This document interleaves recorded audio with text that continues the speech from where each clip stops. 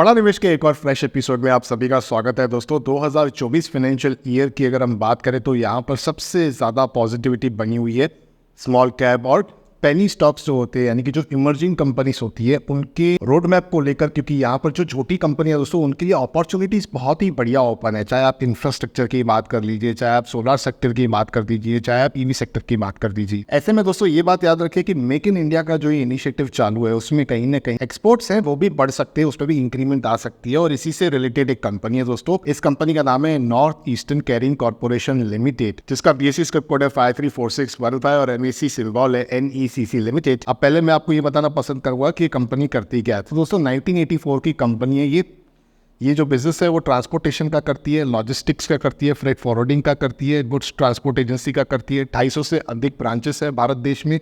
Freight management, customised logistic solutions, यहाँ पर company का जो USP है स्मॉल पार्सल से लेके फुल ट्रक लोड कंसाइनमेंट का है। और ये कंपनी दोस्तों अन्य प्रकार की सर्विसेज प्रोवाइड कराती है, जैसे कि parcel load movement, full truck load services, bulk movement, over dimensional consignments, warehousing and 3PL। इनके क्लाइंटेल की बात करें दोस्तों तो बजाज ऑटो, मिंडा इंडस्ट्रीज जैसे बहुत अनेक वेल पॉपुलर नाम शामिल है। रेवेन्यू ब्रेकअप की बात करें तो इनकी सबसे ज्यादा रेवेन्यू आती है दोस्तों फ्रेट से, जो तकरीबन 95% की है, लोडिंग और अनलोडिंग से 3% की है। इनके जो वेयर हाउसेस हैं वो इनके रेवेन्यू का 2% का कॉन्ट्रीब्यूशन रखते हैं। जो 5 बड़े कस्टमर्स हैं 46% की टोटल रेवेन्यू उन्हीं से जनरेट होती है दोस्तों।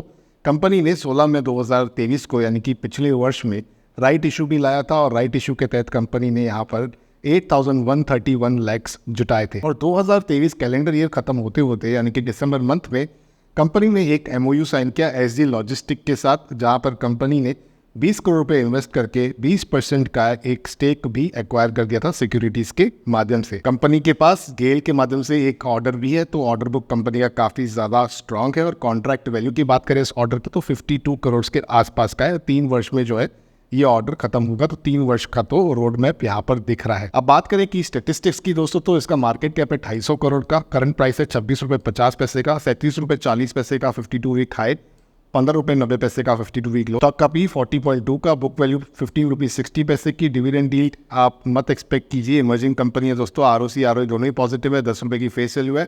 114 करोड़ का डेट है, हालांकि डेट टू इक्विटी रेशियो अभी भी 1 से कम है, तो मैं इसे इतना अलार्मिंग नहीं मानूंगा। एक वर्ष में 56.5% के रिटर्न्स जनरेट हुए हैं। टेक्निकल्स की बात करें तो रिसेंटली कंपनी के स्टॉक में 200 दिन मूविंग एवरेज के नीचे आकर कुछ समय बिताया था, लेकिन दोबारा जो ये नए फाइनेंशियल ईयर में मोमेंटम बना हुआ है वो कहीं ना कहीं कंपनी के स्टॉक को अपने 200 दिन मूविंग एवरेज लाइन के ऊपर ही लेके जाने में सक्षम दिख रहा है। और ज़्यादातर टाइम इस कंपनी के स्टॉक का ऐसा नेचर रहा है कि अपने 200 दिन मूविंग एवरेज लाइन के ऊपर ही ट्रेड करता हुआ दिखेगा आपको। दिसंबर 2023 में कंपनी ने 85.59 करोड़ की रेवेन्यू को रिपोर्ट किया था। वहीं पिछले क्वार्टर यानी कि सितंबर 2023 में 73.84 करोड़ की थी। दिसंबर 2022 में 72.13 करोड़ की थी।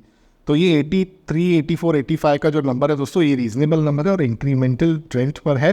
2.5 करोड़ का नेट प्रॉफिट कंपनी ने रिपोर्ट किया था और यहाँ पर पिछले क्वार्टर में मात्र 1 करोड़ 15 लाख का था, तो नेट प्रॉफिट भी कहीं ना कहीं इंक्रीमेंटल ट्रेंड पर रहा है। बात करें शेयर होल्डिंग पैटर्न की तो 50% से ज्यादा यहाँ पर प्रमोटर्स के पास हिस्सेदारी है, प्रिसाइजली 52.66% की। और मैं हमेशा कहता हूँ जब भी 50% से ज्यादा प्रमोटर्स के पास होल्डिंग हो तो वो कहीं ना कहीं एक पॉजिटिव तरीके से हमें देखना चाहिए, क्योंकि वहाँ पर जो कंपनी के मालिक है डिसीजन मेकिंग की एबिलिटी उनकी बहुत ही ज़्यादा स्ट्रांग रहती है, क्योंकि सबसे ज़्यादा हिस्सा वो होल्ड करते हैं और इसी वजह से उनका अपना इंटरेस्ट भी बिजनेस के अंदर काफ़ी ज़्यादा आते हुए दिखता है। बात करें अलग अलग टाइम फ्रेम के रिटर्न्स की दोस्तों, 1 महीने में यहाँ पर नेगेटिव रिटर्न्स हैं, 3 महीनों में यहाँ पर 4% के नेगेटिव रिटर्न्स हैं, लेकिन 6 महीनों में 15% के पॉजिटिव है और 1 वर्ष में तो 50% से ज़्यादा के रिटर्न्स कंपनी के स्टॉक ने दिखाए हैं। डिलीवरी वॉल्यूम की बात करें तो यहाँ पर 2 अप्रैल 2024 को तकरीबन 2,80,000 शेयर्स का कारोबार हुआ है। और अगर एक वीक की एवरेज की बात करें तो 3,36,000 की एवरेज रही है। तो एक ही दिन यानी कि 2 अप्रैल ने उस एवरेज को कहीं ना कहीं ब्रीच करने का कोशिश किया है दोस्तों, क्योंकि अगर एक दिन में ही 2,80,000 हो जा रहे हैं तो ऐसे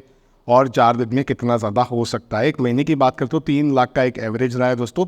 उस 3 लाख के एवरेज को कंपनी के स्टॉक ने कहीं ना कहीं मेंटेन किया हुआ है। तो 3 लाख शेयर्स का कारोबार मुझे डिलीवरी के हिसाब से एक ठीक ठाक इंडिकेशन भी देता है। ये कंपनी कहीं ना कहीं मुझे प्रॉमिसिंग लग रही है 2024-25 वाले इस फाइनेंशियल ईयर के लिए भी, क्योंकि मैंने आपके साथ जैसे एक्सचेंज किया था कि कुछ सेक्टर्स है वो फोकस में रहेंगे इस वर्ष के लिए भी, और उन्हीं सेक्टर से जुड़ी हुई कहीं ना कहीं ये कंपनी भी निकल कर आ रही है। लेकिन आप इसे किसी प्रकार की बाय सेल की रिकमेंडेशन ना समझिए दोस्तों। इमर्जिंग कंपनीज पर बहुत ज़्यादा रिस्क होती है, मुझे आपका रिस्क टॉलरेंस रेशियो नहीं पता है, इसीलिए किसी भी निवेश का जो फैसला है वो केवल और केवल आपको अपने रजिस्टर्ड इन्वेस्टमेंट एडवाइजर के सलाह से ही लेना है।